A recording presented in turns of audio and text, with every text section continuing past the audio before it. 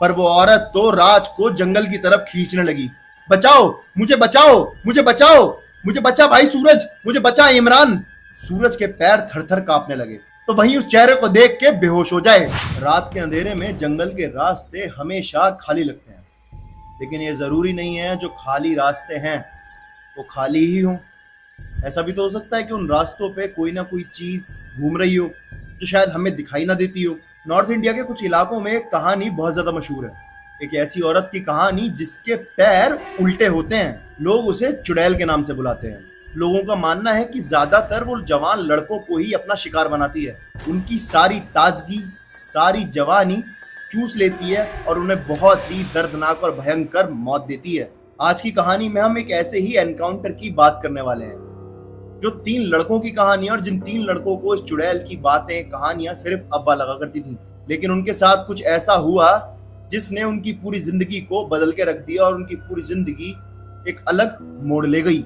इस कहानी की शुरुआत होती है वेस्ट यूपी के एक छोटे से गांव से, जहां पे ये कहानी उस गांव में कई पीढ़ियों से सुनाई जा रही है। कहते हैं एक औरत शादी करने के बाद अपने पति के साथ इस गांव में रहने आई थी, लेकिन उसके पति ने उस पर बहुत अत्याचार किया, उसके साथ मारपीट किया करता था और उसको इस मोड़ पे लाके खड़ा कर दिया कि उसको उस दर्दनाक जिंदगी में जीने की मजबूरी दे दी। मतलब उसे ये जिंदगी जीनी ही पड़ती। और एक दिन वो इन जुल्मों से इतनी ज्यादा परेशान हो गई, उसने गुस्से में आके अपनी जान ले ली। और लोग कहते हैं कि उस दिन से उसकी रूह ने शांति नहीं पाई है, वो आज भी भटक रही है। उसने एक चुड़ैल का रूप ले लिया है। वो आज भी लोगों को जंगल के रास्ते पे एक सफेद साड़ी पहने दिखाई देती है। पहले जब आप उसको देखोगे तो पहली नजर में तो वो आपको इतनी खूबसूरत लगेगी कि आप उसको देख के उसके दीवाने हो जाओगे। आपको लव एट फर्स्ट साइट का एहसास हो जाएगा, आपको उससे पहली नजर में प्यार हो जाएगा। लेकिन अगर आप ध्यान से उसके पैरों की तरफ देखो तो उसके पैर उल्टे होते हैं। और सबसे बड़ी और भयानक बात, वो जवान लड़कों को खींच लेती है, अपना शिकार बना लेती है और जवान लड़के उसके पास उसके शिकार बन के चले भी जाते हैं और जंगल में इस तरह खो जाते हैं कि कभी उनका शरीर का एक टुकड़ा भी नहीं मिलता।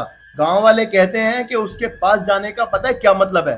अपनी मौत को खुद दावत देना। उसी गांव के 3 लड़के राज, इमरान और सूरज एक दिन दूसरे गांव के लगे मेले को देखने के लिए गए। रात काफी हो गई, उसके बाद वो वापस आ रहे थे, तभी इमरान ने कहा, रात अंधेरी थी, सिर्फ चांद की रोशनी दिखाई दे रही थी और सिर्फ पेड़ों की परछाइयां दिख रही थी। तभी इमरान बोला, अरे चलो एक काम करते हैं, जंगल का जो मेन जंगल का रास्ता है वहां से शॉर्टकट ले लेते हैं। क्या इस रास्ते पे टाइम वेस्ट करना है, अपना जल्दी से घर पहुंच जाएंगे। इमरान की ये बात सुनते ही सूरज घबरा गया। सूरज तुरंत बोला, अबे इमरान पागल हो गया है क्या? ये वही जंगल है जहां पे चुड़ैल आती है, तुम दिमाग में खराब हो गया क्या तेरा इमरान? इतने में राज हंस के बोला, अबे यार तुम क्या बुड्ढों की कहानियों पे विश्वास कर रहे हो? ये बुड्ढों की बनी बनाई कहानियां हैं, बच्चों को डराने के लिए, कुछ नहीं है। जो बच्चे रात में सोते नहीं है उनको सुना दो, वो सो जाएंगे। अच्छा एक काम करो, मैं तुम्हें डेयर देता हूँ, मैं तुम्हें चैलेंज देता हूँ, हम उस रास्ते के बीच में जो पुल पड़ता है वहां तक जाएंगे और वहां से वापस आएंगे। बताओ है मंजूर? सूरज उस टाइम पे बहुत मना करता रहा, लेकिन ये दोनों नहीं माने और ये तीनों हंसते हंसते उस जंगल के चुड़ैल वाले रास्ते पे निकल पड़े। जब ये इस रास्ते पे चल रहे थे, धीरे धीरे जंगल भी बहुत ज्यादा घना और गहरा होता जा रहा था। जितना घना जंगल होता जा रहा था उतनी ही तेज हवा भी चलने लगी। फिर अचानक से इनको एक घंटी की आवाज सुनाई दी। सूरज के पैर थर थर कांपने लगे। सूरज बहुत ज्यादा घबराने लगा। तभी इन तीनों को एक सफेद साया दिखाई दिया अपने बगल में से निकलता हुआ। फिर अचानक से कुछ ही सेकंडों के अंदर वो साया बहुत दूर पहुंच गया। वो साया एक औरत का था, लंबे घने बाल, एकदम गोरा बदन, बहुत सुंदर दिखती हुई एक औरत जिसने सफेद साड़ी पहनी, और वो उसी पुल के पास खड़ी थी जहां तक इन्होंने जाने का डेयर किया था। वो औरत बिल्कुल चुपचाप वहां पे खड़ी हुई थी। तभी सूरज ने घबराती हुई आवाज में बोला, भाई सुनो, यहां से चलते हैं, ये सही नहीं है, ये वही औरत है, ये वही चुड़ैल है, भाई चलो यहां से चलते हैं। इतने में राज फिर बोला हंसते हुए, यार तू डरता क्यों है इतना? दिमाग में खराब हो गया क्या तेरा? कोई औरत है बेचारी, फंस गई होगी, चलो चल के मदद करते हैं, कुछ भलाई का काम कर लो। तीनों धीरे धीरे उसके पास पहुंचने लगे। जितना पास वो उसके जा रहे थे वो उतना ही धीरे धीरे अपना चेहरा भी उठा रही थी। जैसे ही उस औरत ने अपना चेहरा उठाया, इन तीनों ने उसको देखा तो वो बहुत सुंदर थी, बहुत सुंदर थी, बहुत ज्यादा। मतलब आप उनको वर्ड में एक्सप्लेन नहीं कर सकते उस लड़की की सुंदरता को। और उसके चेहरे पे एक बहुत ही प्यारी मुस्कुराहट थी। लेकिन अचानक से वो औरत इन तीनों से बोली, चलो मैं तुम्हें रास्ता दिखा देती हूं। लेकिन पता नहीं अचानक से इमरान के दिमाग पे क्या आया, इमरान ने टॉर्च जो जला रखी थी वो उसके पैरों की तरफ मारी।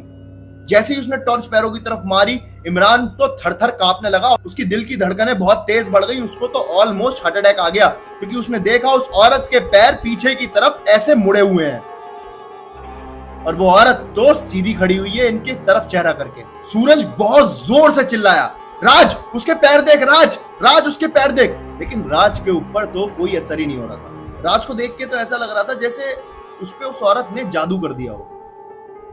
वो उस औरत की तरफ बढ़ता ही चला जा रहा था, धीरे धीरे अपने कदम बढ़ाता हुआ, और ऐसा लग रहा था वो उस औरत के वश में है।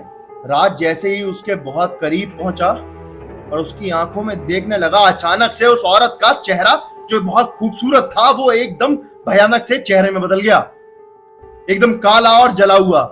उसकी आंखें देख के ऐसा लग रहा था जैसे उसकी आंखों से खून टपक रहा हो। उसकी आंखों के काजल की जगह भी खून ही दिखाई दे रहा था। उस औरत का चेहरा इतना भयानक हो गया था, अगर उसे कोई ऑर्डिनरी पर्सन देख ले, मुझ जैसा या तुम्हारे जैसा, तो वहीं उस चेहरे को देख के बेहोश हो जाए। और उस औरत के उल्टे पैर जमीन पे निशान छोड़ रहे थे। अचानक से उसने राज का हाथ पकड़ लिया।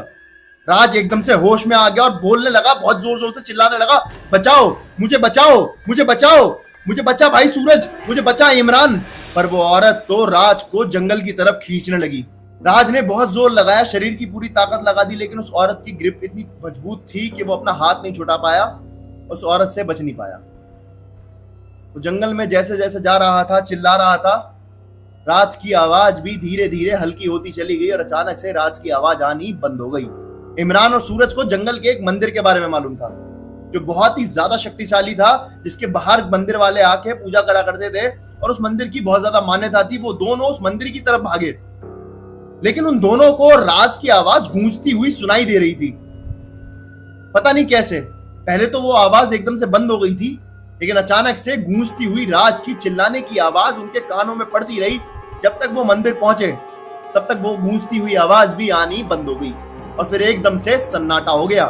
इमरान और सूरज जैसे तैसे जान बचा के, अपनी हिम्मत करके अपने गांव में पहुंचे। उन्होंने गांव वालों को पूरी सिचुएशन के बारे में बताया। उसके बाद गांव वाले पुलिस लेके अगले दिन की सुबह उस जंगल में पहुंचे और उन सब लोगों ने राज को तलाशना शुरू किया। करीब 2 से ढाई घंटे, 3 घंटे, 4 घंटे ऐसे बीत गए। करीब 8 घंटे बाद राज की लाश मिली। उसका चेहरा भी पहचानना बहुत मुश्किल था। उसकी पहचान भी उसके कपड़े और उसके टैटू और उसके बर्थमार्क से हुई थी। उसका चेहरा देख के ऐसा लग रहा था जैसे किसी ने उसकी सारी ताजगी और सारी जवानी चूस ली हो। उसकी आंखें खुली हुई थी और उसके पैरों के पास जलने के निशान बने हुए थे। गांव वालों ने जैसे ही राज की लाश को देखा वो समझ गए और बहुत जोर जोर से सबको बोलने लगे कि चुड़ैल ने इसे मार दिया, चुड़ैल ने उसे मार दिया। उस दिन के बाद से सूरज और इमरान तो कभी जंगल की तरफ भटके भी नहीं और राज की मौत का हादसा पूरे गांव को एक सबक दे गया कि रात के समय जंगल की तरफ कदम भी नहीं उठाना है। और आज भी लोग यही कहते हैं कि अगर तुम्हें रात के समय कहीं भी सफेद साड़ी में कोई भी औरत दिखे जो तुम्हें बहुत खूबसूरत लग रही हो, उसकी तरफ बिल्कुल मत जाना और सबसे पहले उसके पैर देख लेना, क्योंकि पता नहीं शायद उस औरत क्या अगला शिकार तुम ही बन जाओ।